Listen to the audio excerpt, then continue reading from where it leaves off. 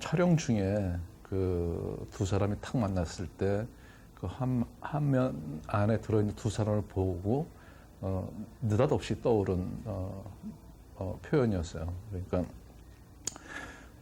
자타가 공인하듯이 그 최민식 씨가 가지고 있는 어떤 그 불같은 그 뜨거운 에너지, 뭐 활화산 같은 어떤 그런 막 분출되는 에너지와 그 이병헌 씨의 아주 침착하고 차분하고 아주 냉정한 어떤 그런 차가운 이미지가 화면 안에 그 어떤 그 뜨거움과 차가움이 이렇게 한 화면에 담아 있을 때 되게 재밌는 어떤 인상을 좀 받았고, 최민식 씨, 그러니까 그때 그 두 분이 한 화면에 잡혔을 때 떠올랐던 말이 정말 불 같은 광기와 얼음장 같은 광기였고, 정말 그 더할 수 없이 그 양쪽을 대표하는 그런 배우들이 아닌가 생각이 들어요. 뭐 최민식 씨는 항상 에너지가 넘치시고 불같은 뜨거움을 가지신 배우고, 그러면서 인간적인 어떤 그런 면모와 그런 어떤 감성을 좀 보여주시는 분인데, 저는 개인적으로는 이 악마를 보았다에서 보여지는 최민식 씨의 모습이 가장 배우다운 모습을 가지고 있을 때 화면에 담았다라는 생각이 들었어요. 최민식 씨가 연기자로서의 가장 깊은 얼굴을 가지고 있을 때 이 악마를 보았다를 찍게 돼서 어떤 그 뜨거움과 그 분출되는 그 에너지와 그와 더불어서 지금은 정말 호흡 하나만으로도 어떤 삶의 어떤 그 주름을 표현할 수 있는 그런 어떤 경지에 오르지 않았나라는 생각이 들어요. 왕의 기한이라는 표현가 있었는데, 정말 그런 깊은 얼굴을 가지고 이번에 영화에 나오신 것 같고, 거기에 뭐 또 더 잃지 않는 그런 더 에너지나 어떤 그 불 같은 연기나 이런 것은 뭐 더 손색, 뭐 전에보다 더 강했으면 강했지 또 손색이 없었던 것 같아요. 그러니까 두 분을 비교하자면은 최민식 씨가 소나기 같은 배우라면은 또 이병헌 씨는 또 가을비 같은 배우인 것 같아요. 소리 없이 이렇게 오는데 어느새 몸이 이렇게 다 젖어 있는 그 불 같은 사람과 물 같은 사람의 어떤 그 두 사람이 한 화면에, 그것도 그 정말 그 극한의 어떤 표현으로 충돌하는 과정을 담는 것이 촬영 내내 무척 흥미로웠고 인상적이었고 재밌었던 경험이 아닌가 생각이 들어요. 수연의 완벽한 초상을 구현하지 않았나 이런 생각이 들어요.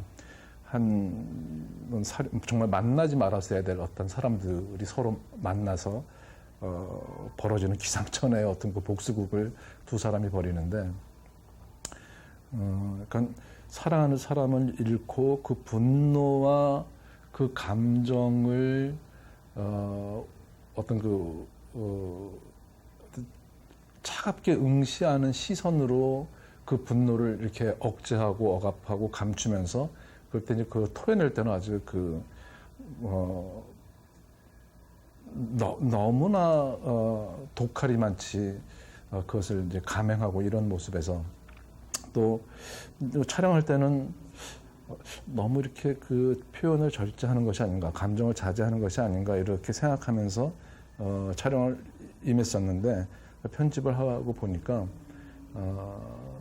그 한 사랑하는 사람을 잃은 남자의 내면과 감정을 아주 이렇게 감성적으로 잘 따라가게 되더라고요.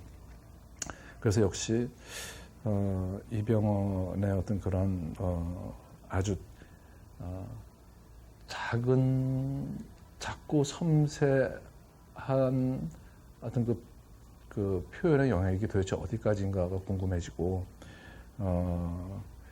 어느새 그 사람을 따라가게 만드는 어떤 그런 그 연기 어떤 세공술 뭐 이런 거에 어떤 집적화하면서 스스로 어떤 그 감성들 조직화하는 어떤 그런 뭐 감성들 뭐 이런 것들이 되게 또 한 번 놀라게 되는 것 같아요.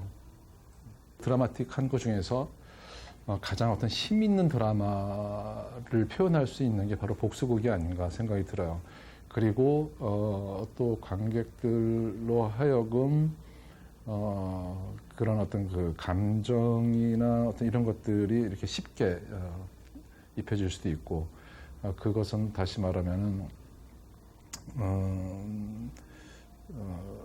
그 인물을 쫓아가면서 인물에 동화돼서 그런 어떤 그 인물이 느꼈을 법한 감정과 어떤 그 행동들을 쉽게 따라갈 수 있다라는 거 이런 어떤 장점이 있는 것 같고 이 영화는 이제 그런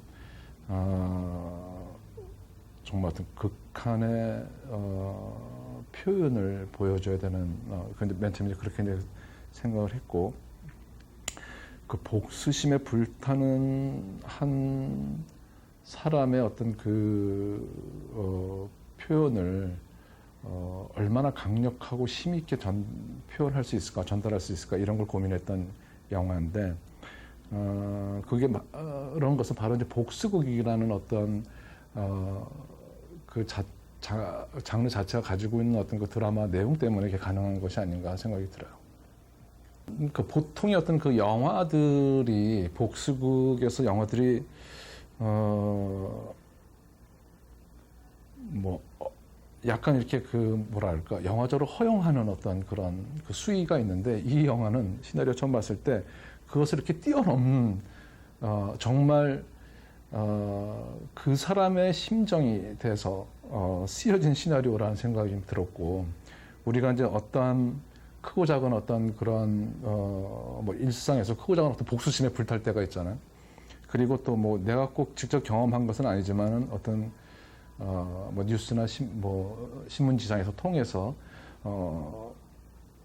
어떤 그 뭐 사건 사고를 봤을 때 어떤 그 불의에 의해서 악에 의해서 피해를 본 사람의 어떤 그 심정에서 어떤 분노를 표현을 하잖아요.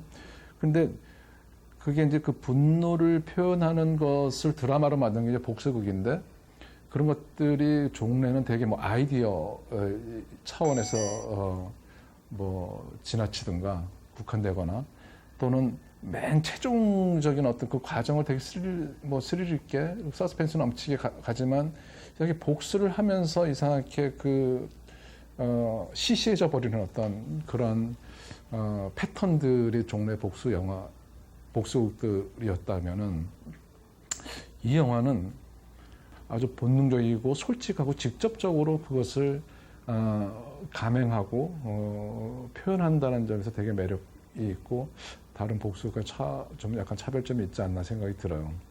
어쨌든 그런 의미에서 한국 영화 사상 가장 강렬한 어떤 복수의 어떤 과정을 담지 않았나 또는 가장 센 표현을 극한의 어떤 그런 표현을 영화 안에 담지 않았나 이런 생각이 들어요. 이제 그것은 단순히 이제 그런 장면을 고의적으로 보여주기 위해서 것이 아니라 그 피해자의 입장에서 그 사람의 어떤 복수를 감행하려고 하는 남자의 정말 피를 토하는 듯한 어떤 내면의 감정을 좀 더 솔직하게, 더 적나라하게, 더 본능적으로 표현하고자 어떤 그런 어떤 그 센 장면들, 극한의 어떤 표현의 어떤 그 수위 높은 장면들을 연출하게 됐던 것 같아요. 그리고 또 그런 것을 허용할 수 있는 그런 시나리오인 것 같고, 그것도 그런 형태의 영화인 것 같아요. 복수라는 이름으로 이제 둘 다 이제 어떤 광기로 치닫는 어떤 모습들을 보여주는데, 어떤 그것을 표현하는 두 상반된 형태의 어떤 광기를 표현하는 캐릭터가 재미있는 것 같고요. 최민식 씨가 분한 경철 같은 경우는 그의 동선을 쫓아가면 재밌을 것 같고, 수연의 이병헌 씨가 연기한 수연은 그의 감정선을 쫓아가면 재밌을 것 같은 생각이 들어요. 우리가 주변에서 누군가 어떤 사람이 두려운 사람이 있다면은 아마 그것은 그 사람은 아마 기본적으로 난폭한 성격의 예측불허의 행동을 하는 사람일 것 같아요. 경철은 완전히 그 예측불허의 어디로 튈지 모르는 럭비공 같은 스타일의 어떤 캐릭터라 그 사람의 어떤 그런 그 외형적 동선을 쫓아가면 재밌게 볼 수 있을 것 같은 생각이 들어요. 이 사람의 동선이라는 것이 정말 예측불허, 속수무책, 막무가내 뭐 이런 전입가경의 어떤 그 동선을 보이기 때문에 그런 어떤 그 기상천외한 어떤 그런 동선을 쫓아가면 재밌을 것 같고, 뭐 이병헌 씨는 뭐 어쨌든 하나의 감정이잖아요. 복수라는 처절한 복수, 그것을 철저하게 하겠다는 어떤 복수심에 불타 있는 사람이기 때문에 이 사람이 이 어떤 이러한 감정을 어떻게 표출하고 또 해소하고 궁극에 가서는 무엇을 하는 것이, 그 감정을 궁극에 가서는 어떻게 보여질까, 이런 것을 쫓아가면 되지 않을까, 좀 재밌지 않을까 생각이 들어요. 상당히 솔직하고 직설적이고 본능적인 영화여서 뭐 그런 어떤 다른 뭐 저희가 무엇일까, 뭐 또는 어떤 뭐 다른 어떤 복잡한 어떤 그런 반전이 있는 것이 아닐까, 어떤 플롯이 어떤 것이 있는 것일까, 이런 거 생각할 필요 없이 그냥 두 사람이 가는 데를 쭉 따라가면은 아주 재밌는.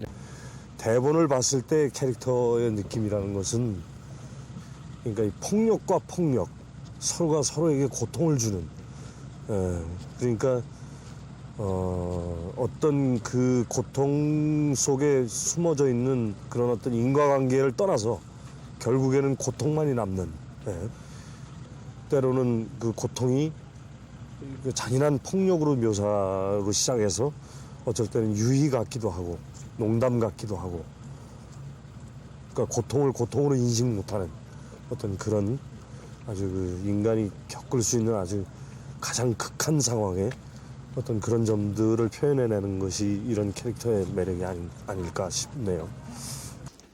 제가 맡은 역할은 그 수연이라는 이름을 가진 국정원 요원이고요. 연쇄살인범이 저의 약혼녀를 살해하고 그것에 대한 복수를 개인적으로 조금씩 해나가게 되는, 그러면서 결과적으로는 자기 자신도 자기 내면도 굉장히 큰 변화를 느끼게 되는 그런 인물입니다. 네, 안녕하세요. 악마를 보았다의 경철 역을 맡은 최민식입니다. 아시다시피 한 4년 정도의 공백기가 있었죠. 그래서 또 좋은 감독, 좋은 동료들과 같이 이렇게 또 좋은 작품을 통해서 다시 이렇게 또 영화 현장에 돌아와서 한 5개월여 촬영을 마치고 오늘 비로소 이제 끝이 나니까 그러니까 말할 수 없이 내가 여지껏 뭘 했던 사람이구나라는 것을 다시 한번 느끼게 해주는 작업이었고, 그리고 또 오래간만에 하는 작업이라 그런지 굉장히 좀 뭔가 많이 힘든 부분들도 있었는데 이제 어떻게 좀 잘 찍혔나, 어떻게 작품이 잘 이렇게 캐릭터가 잘 표현이 됐나, 어떤 이런 것도 좀 뭐 걱정도 되고 여러 가지로 좀 만감이 교차하는군요. 인간의 탈을 쓴 짐승이죠. 아니, 짐승도 아니죠. 그야말로 악마죠. 예. 무수한 사람들을 그렇게 아무 죄의식 없이 마치 무슨 벌레 죽이듯이 그렇게 죽이는, 정말 어떻게 보면은 인성이라고는 눈꼽만큼도 없는 그런 광인이죠. 미친 사람. 예. 그러니까 정상적인 사람은 아니죠. 흔히 이제 뭐 배우들이 캐릭터를 이제 창조해내고 창작을 할 때 굉장히 그 배역에 몰입을 해야 된다. 어떤 이런 것들을 우리가 항상 부담을 갖게 되는데 특히 이 캐릭터는 경찰 역할은 정말 힘들었던 것 같아요. 처음에 같이 작업을 한 건 김지훈 감독 데뷔작 조용한 가족이었죠. 장편 데뷔작 조용한 가족에서 삼촌 역할로 처음 인연을 맺게 됐죠. 예. 뭐 예나 지금이나 어떤 그 동료 배우로서 그 감독을 바라볼 때 굉장히 진지하고 작품에 대한 어떤 그런 그 치열함이 여전한 것 같아서 너무 보기 좋았습니다. 뭐라 그럴까 다른 작품에서 봐왔듯이 굉장히 프로 정신이 강한 배우구나 그런 걸 느꼈죠. 네. 글쎄 저는 너무 심하게 많이 맞아서 무서워요. 이병헌 씨만 보면. 안녕하세요. 악마를 보았다에서 김수현 역할을 맡은 이병헌입니다. 연쇄살인마로부터 약혼녀를 잃은 한 남자가 그 연쇄살인마를 처절하게 복수해 나가는 스릴러라고 얘기할 수 있습니다. 일단은 그 기존 영화에서 말하는 복수와는 좀 차별화된 그 복수라고 생각이 되고, 왜냐하면 복수라는 것은 상대방의 죽음이라든가 어떤 처단으로 끝나지만 이것은 끊이지 않는 그런 어떤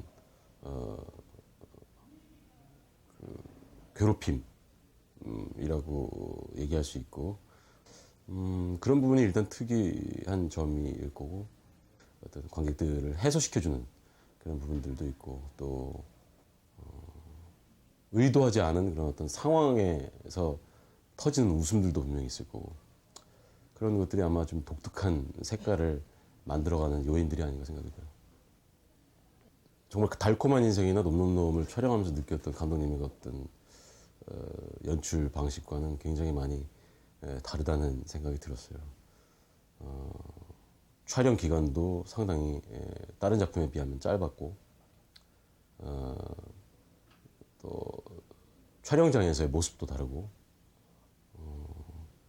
또 연출의 방식도 물론 워낙 스타일리시한 그런 어떤 연출 방식을 또 그분의 색깔인데, 스타일리시한 느낌도 있겠지만 그것보다는 훨씬 더 그 내러티브나 드라마를 더 많이 생각하면서 이번 작업을 하셨다는 생각이 들고, 그렇기 때문에 더 강렬하게 이야기가 전달이 되지 않을까 하는 기대를 하게 돼요.